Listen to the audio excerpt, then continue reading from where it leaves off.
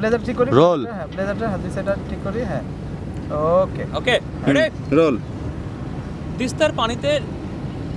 তিস্তার পানির ন্যায্য হিস্যার দাবিতে অনেক আগে থেকেই সোচ্চার বাংলাদেশ, আর যে কারণেই ভারত বাংলাদেশ উচ্চ পর্যায়ের যে কোনো ধরনের বৈঠকে অবধারিতভাবেই এই বিষয়টি নিয়ে আলোচনা হয়, যার ধারাবাহিকতায় এক ফল আসে 1996 সালে। সে বছর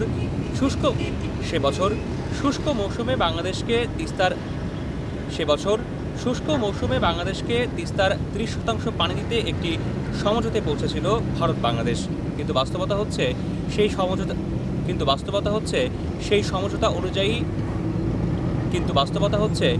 সমঝোতা অনুযায়ী পানি পায়নি বাংলাদেশ।